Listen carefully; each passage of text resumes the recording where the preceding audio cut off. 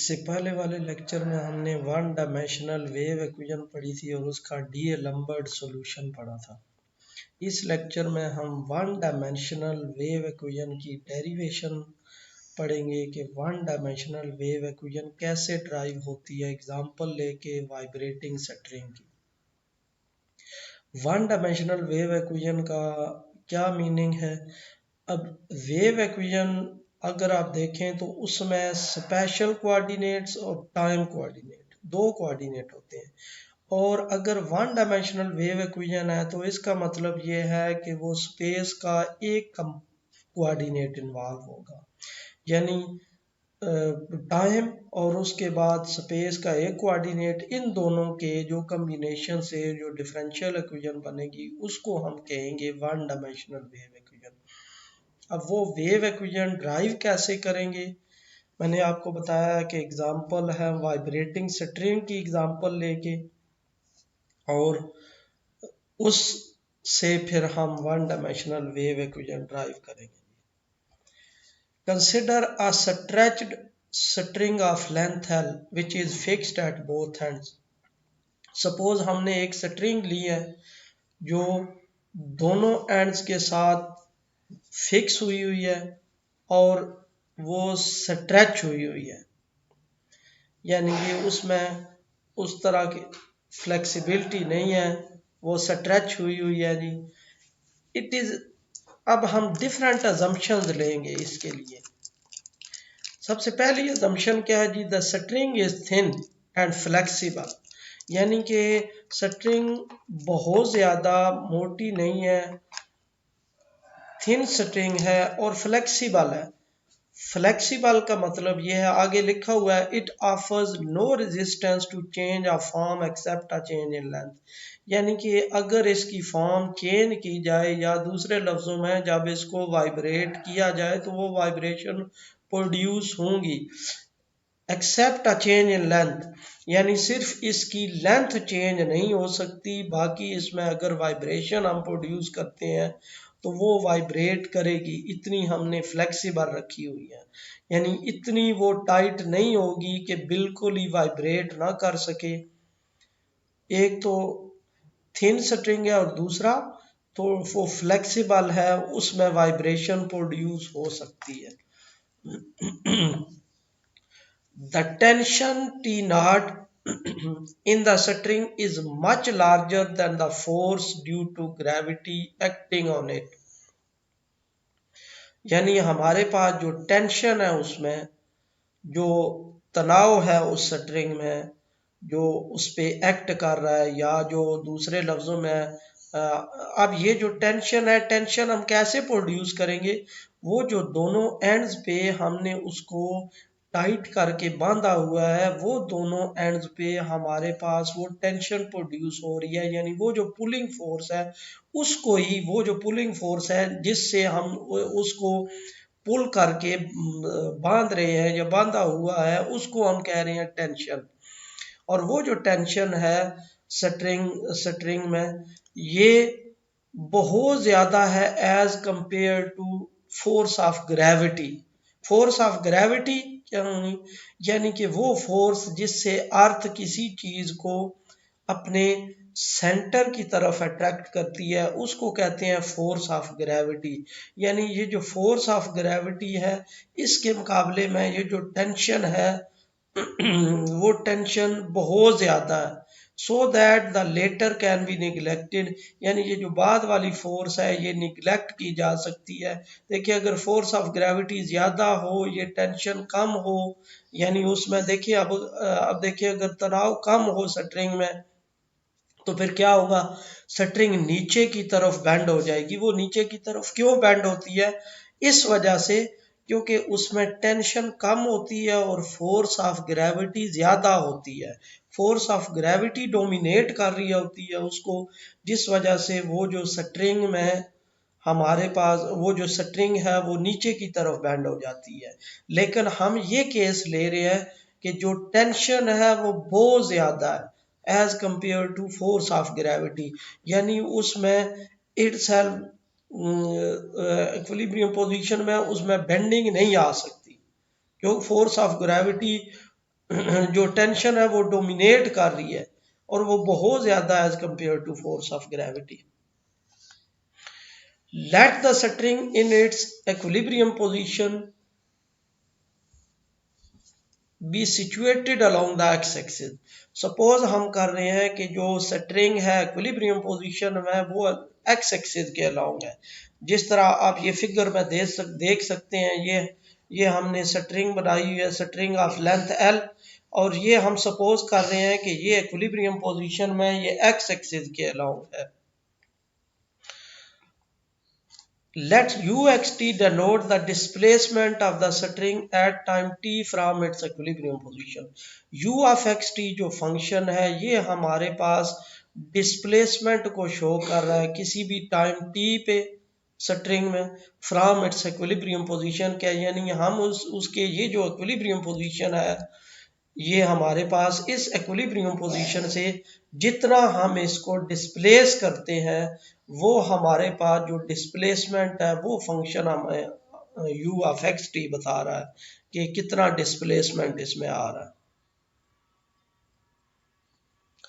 The shape of the string at a fixed t is represented in figure 1.1। किसी भी time t के लिए जो उसकी शेप है वो ये देखिए फिगर 1.1 में ये बताई गई है जी। यानी इस तरह किसी भी टाइम t पे उसमें जो स्ट्रेचिंग है वो हम इस तरह देख सकते हैं कि ऐसे उसमें स्ट्रेचिंग हुई है। अब ये जो हमारे पास स्ट्रेचिंग है, अब इसमें से हमने वो इस पे स्ट्रेचिंग में 2 पॉइंट्स ले लिए हैं P और Q। वो जो हमारे पास स्ट्रेचिंग अगर आप इमेजिन करें तो जब इक्विलिब्रियम पोजीशन में होगी स्ट्रिंग तो वो स्ट्रेट होगी अलोंग एक्स एक्सिस। तो जब हम उसको स्ट्रेच करेंगे, जब स्ट्रेच करेंगे तो वो एक कर्व शेप देगी, वो एक आर्क सी बन जाएगी। अब उसी आर्क में से हमने 2 पॉइंट्स ले लिए हैं P और Q। अब वो ये जो पी क्यू 2 पॉइंट्स हैं उस आर्क पे, अब इनके करस्पॉन्डिंग यानी ये पी क्यू कैसे बन रहे हैं, जो एक्स एक्सिस पे हमारे पास x1 है कोई पॉइंट, इसके करस्पॉन्ड P बन रहा है पॉइंट, और x2 पॉइंट है इसके करस्पॉन्ड Q बन रहा है। अब ये जो P और Q दोनों पॉइंट्स हैं, अब P पॉइंट पे जो हमारे पास टेंशन है जो लेफ्ट साइड पे एक्ट कर रही होगी, यानी वो जो टेंशन है P पॉइंट पे ये लेफ्ट साइड पे पुल कर रही होगी इस स्ट्रिंग को, और ये जो Q पॉइंट पे टेंशन है ये हमारे पास राइट साइड पे पुल कर रही होगी। इसलिए हमने जो दो टेंशन है ये T of x1 P point पे ये लेफ्ट साइड पे बना दिया एरो, और ये जो हमारे पास Q पॉइंट पे टेंशन है ये राइट साइड पे बना दिया जी। अब देखिए क्योंकि तभी हमारे पास वो बैलेंस हो सकती है, एक लेफ्ट साइड पे हो एक राइट साइड पे हो। अगर ये आप देंगे अगर इसमें से कोई टेंशन ये ग्रेटर हो यानी T ऑफ x1 ग्रेटर हो या T ऑफ x2 ग्रेटर हो, आप इमेजिन करें, आप देखिए अगर आपने एक स्ट्रिंग पकड़ी हुई हो दोनों हाथों में, तो आप देखिए जो आप दोनों हाथों को स्ट्रेच करते हैं तो वो उसमें टेंशन क्रिएट होती है। तो with in the elastic limit यानी जितनी उसमें इलास्टिसिटी है स्ट्रिंग में, बिल्कुल फ्लेक्सिबल अगर स्ट्रिंग ले तो आप देखें अगर आप राइट साइड पे ज्यादा पुल करेंगे तब भी वो टूट सकती है, लेफ्ट साइड पे वो ज्यादा पुल करेंगे तब भी वो टूट सकती है। यानी अगर ये दोनों जब तक टेंशन्स इक्वल नहीं होंगी, बैलेंस नहीं करेंगी, उस वक्त तक वो इक्विलिब्रियम पोजीशन में नहीं आ सकती, अदरवाइज वो ब्रेक हो सकती है उसमें।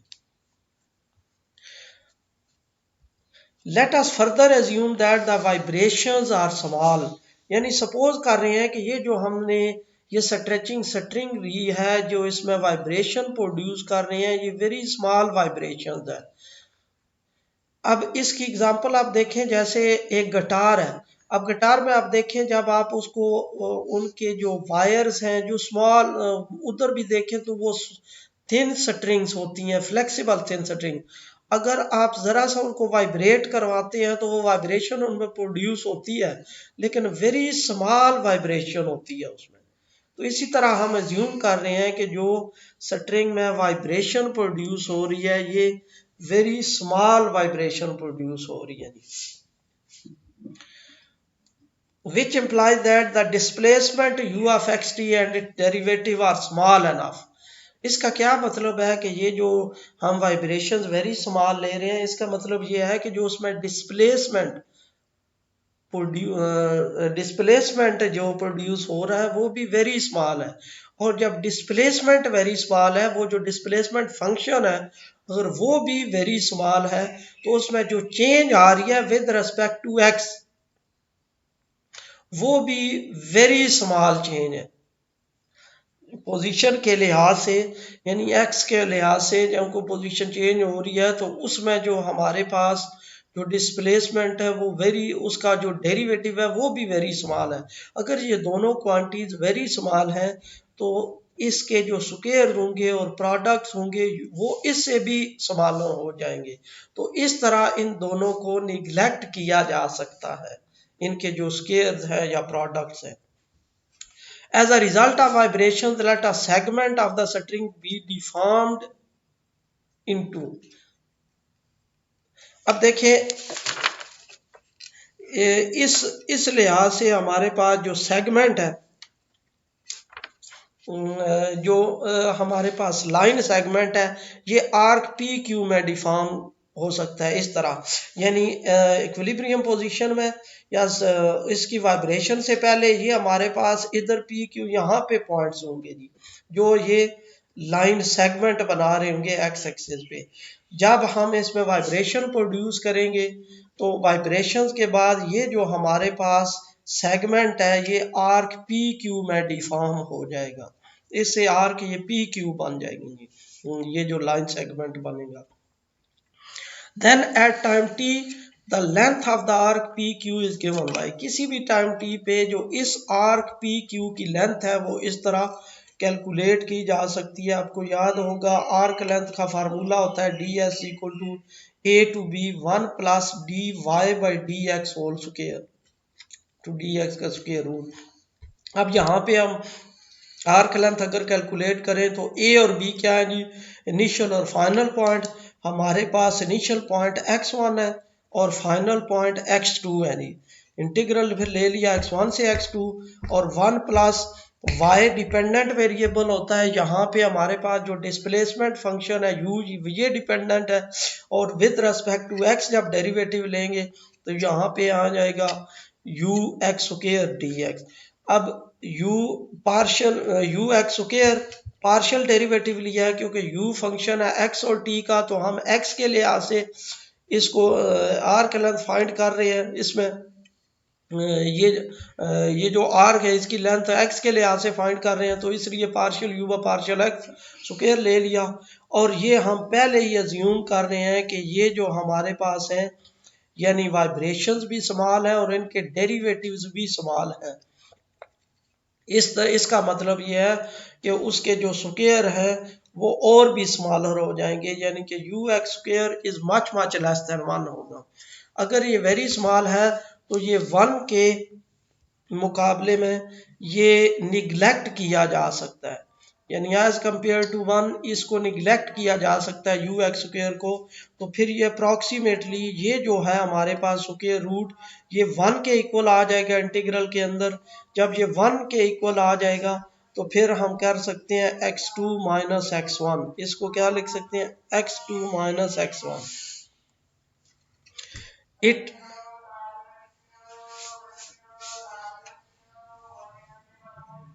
it simply means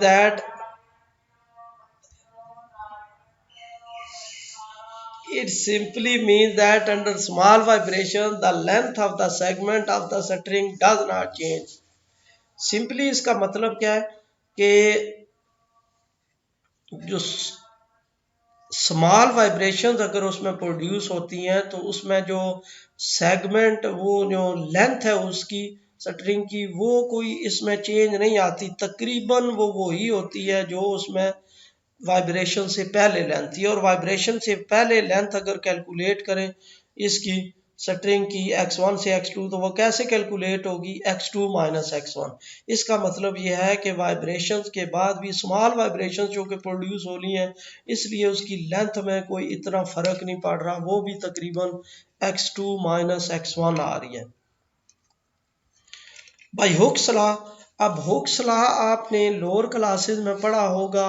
lower classes में वन डायमेंशनल या सिंपल हम लिखते हैं F is equal to k x.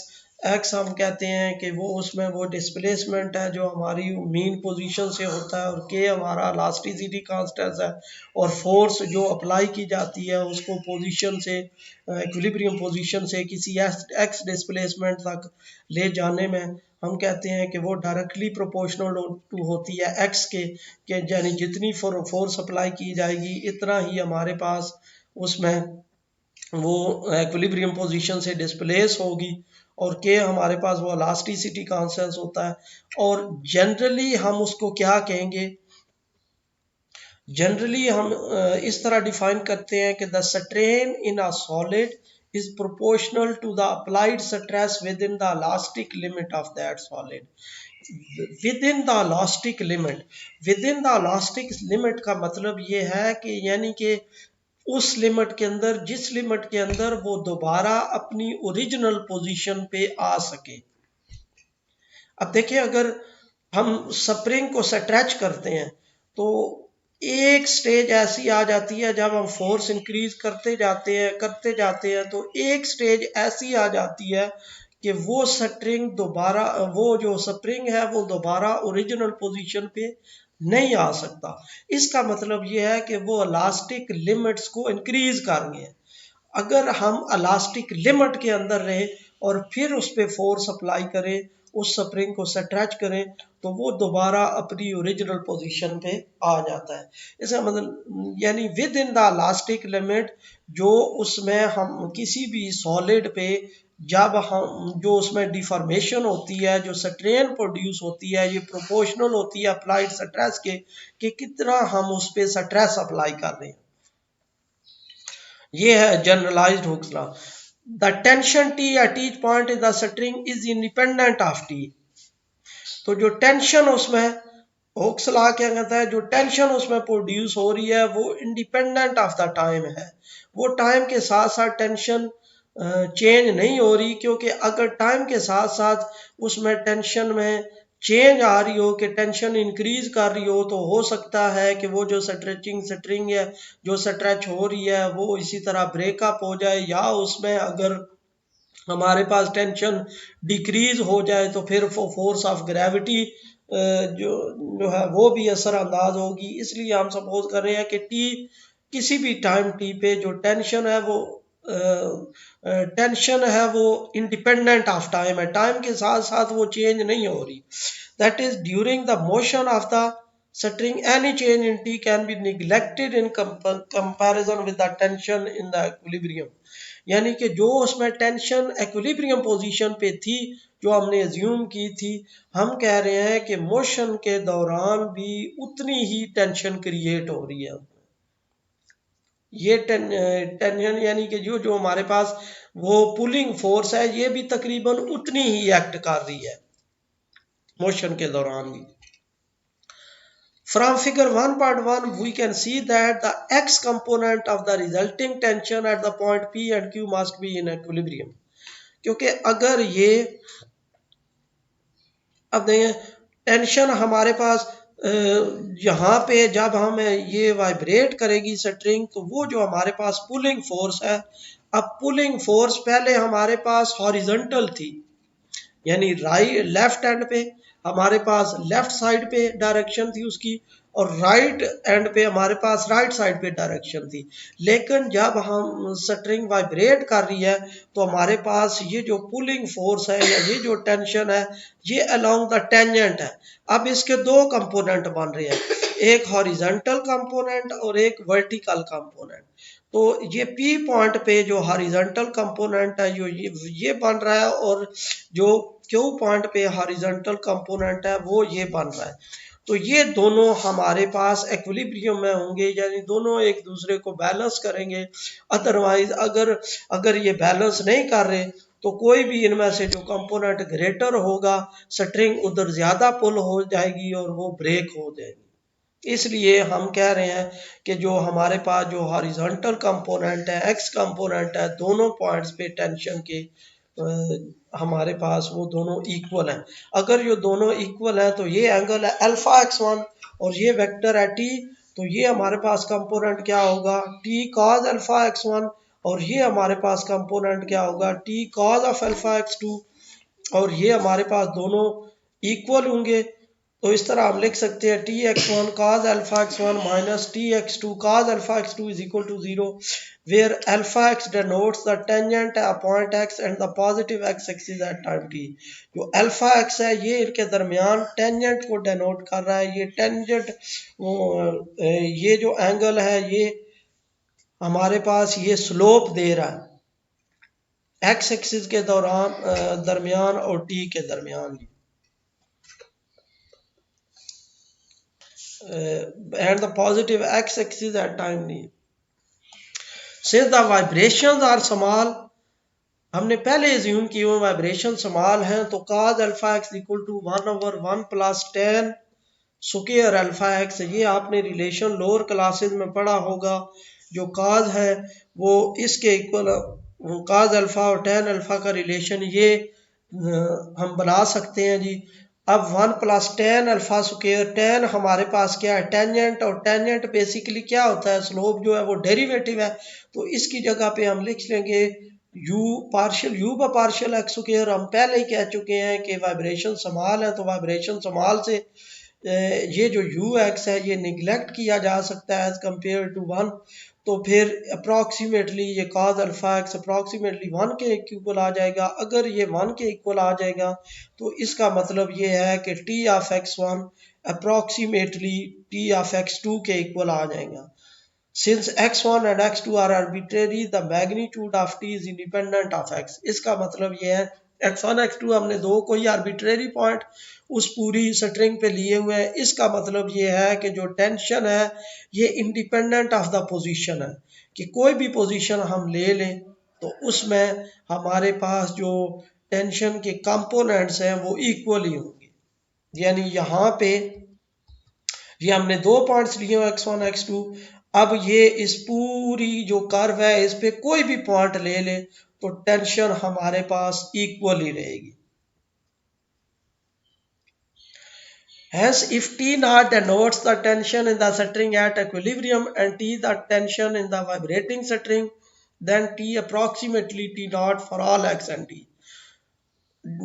जब हम कह रहे हैं कि किसी भी पोजीशन पे ये हम टी एक्स वन इक्वल होंगे टी एक्स टू के, और टी क्या है ये टेंशन हम सपोज कर रहे हैं जो वाइब्रेटिंग स्ट्रिंग में। जब वाइब्रेटिंग स्ट्रिंग में ये टेंशन है तो टी नॉट अगर एक्विलिब्रियम स्टेट पे हमारे पास एक्विलिब्रियम पोजीशन में टेंशन हो तो जब ये दोनों इक्वल है अप्रॉक्सीमेटली इक्वल हमने प्रूव कर दिया। इसका मतलब यह है कि T approximately equal to T naught है for all X and T, के इंडिपेंडेंट ऑफ पोजीशन है और इंडिपेंडेंट ऑफ टाइम है। ये हमने फर्स्ट यहाँ पे इंडिपेंडेंट ऑफ टाइम लिखा था ये हुक्स लॉ से कि जो टेंशन है वो इंडिपेंडेंट ऑफ द टाइम है, और सेकंड हमने ये प्रूव कर दिया जो टेंशन है वो इंडिपेंडेंट ऑफ पोजीशन है। इसका मतलब ये है कि जो टेंशन है वो इंडिपेंडेंट ऑफ टाइम भी है और इंडिपेंडेंट ऑफ पोजीशन भी है, यानी वाइब्रेट करते हुए उसकी पोजीशन कोई भी हो और किसी भी टाइम पे उसमें जो टेंशन है वो कांस्टेंट रहेगी, टेंशन चेंज नहीं होगी, उसमें इंक्रीज या डिक्रीज नहीं होगी। अब देखिए now the sum of the components of the tensions Tx1 at P and Tx2 at Q along the U axis must be zero, और इनके जो वर्टिकल कंपोनेंट्स हैं ये भी जीरो होने चाहिए टेंशन के, ये भी एक दूसरे को बैलेंस कर रहे होंगे। अदरवाइज ये इधर स्ट्रेच हो सकती है ज़्यादा या इधर ये स्ट्रेच हो सकती है ज़्यादा, तो वही जब ज़्यादा स्ट्रेचिंग हो जाएगी इसमें एक डायरेक्शन में फिर भी वो उस तरह वाइब्रेट नहीं कर सकती कंटिन्यूसली। तो हम ये कह रहे हैं कि इसके जो वर्टिकल कंपोनेंट है, अब ये इसका वर्टिकल कंपोनेंट क्या आएगा यू डायरेक्शन में क्या आएगा T sine alpha x two, और इसका ये वर्टिकल कंपोनेंट क्या आएगा जी T sine alpha x one, और इनके इक्विलिब्रियम पोजीशन में, क्योंकि टी हमारे पास टी नॉट के इक्वल है, तो ये हमने लिख दिया T sine of alpha x two minus T sine of alpha x one is equal to zero, यानी कि T naught of sine of alpha x two is equal to T naught of sine of alpha x one हो जाएगा। उसके according ये इस तरह हमने एक साइड पे ले गए तो इस तरह हमने लिख लिया। अब साइन और टेन का ये रिलेशन आपने लोअर क्लासेस में पढ़ा होगा, तो इसके लिहाज से हम साइन को इस तरह इन टर्म्स ऑफ टेन लिख सकते हैं।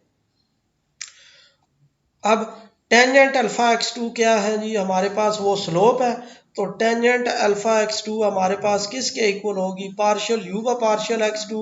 और इसी तरह टेंजेंट अल्फा एक्स वन किसके इक्वल हो जाएगी, पार्शियल यू व पार्शियल एक्स वन, और one plus you x to square one plus you x one square. अब हम कह रहे हैं कि ये जो हमारे पास इसके डेरिवेटिव्स हैं ये वेरी स्मॉल है। अगर ये वेरी स्मॉल है तो ये निगलेक्ट किए जा सकते हैं एज कंपेयर टू वन। तो ये आ जाएगा जी partial U by partial X two minus partial U by partial X one. और partial U by partial X two को ऐसे लिखा जा सकता है partial U by partial X at X equal to two minus partial U by partial X at X is equal to one.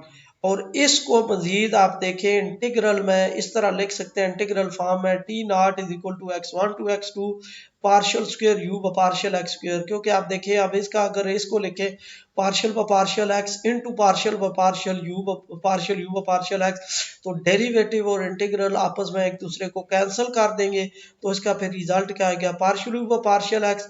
तो जब उस पे ये लिमिट अप्लाई करेंगे तो फिर यही चीज आ जाएगी पार्शियल यू व partial X at X equal to two x two and partial U व partial X at X is equal to x one. तो इस तरह हमारे पास ये दोनों वर्टिकल कंपोनेंट्स आ जाएंगे, इनका ये रिलेशन आ जाएगा जी वर्टिकल कंपोनेंट्स का टेंशंस का T naught x one to x two. अब हॉरिजॉन्टल कंपोनेंट और दोनों हमने टेंशन के वर्टिकल कंपोनेंट लिए और हॉरिजॉन्टल कंपोनेंट लिए। अब हॉरिजॉन्टल कंपोनेंट किसके लिए यूज हुए, हॉरिजॉन्टल कंपोनेंट इसके लिए कि हमने ये वो यूज करके ये शो किया है जो टेंशन है हमारे पास वो इंडिपेंडेंट ऑफ पोजीशन है, और हुक्स लॉ यूज करके हमने ये प्रूव किया है जो टेंशन है वो इंडिपेंडेंट ऑफ द टाइम है, कि टाइम के साथ साथ टेंशन में कोई चेंज नहीं आ रही। वो जो हमारे पास पुलिंग फोर्स है वो बिल्कुल नहीं चेंज हो रही, वो इक्वल है। और फिर उसके बाद जो हॉरिजॉन्टल कंपोनेंट है ये वाले जो हमने इससे पहले ये किया है, इसको यूज करके हमने ये प्रूव किया है कि जो हमारे पास पुलिंग फोर्स है या टेंशन है वो इंडिपेंडेंट ऑफ पोजीशन है। इसी तरह अब वर्टिकल कंपोनेंट हमने यूज करके तो ये रिलेशन फाइंड कर लिया है कि T dot X one to x two partial square you व partial x square D X is equal to zero, यानी ये जीरो के इक्वल आ रही है जी।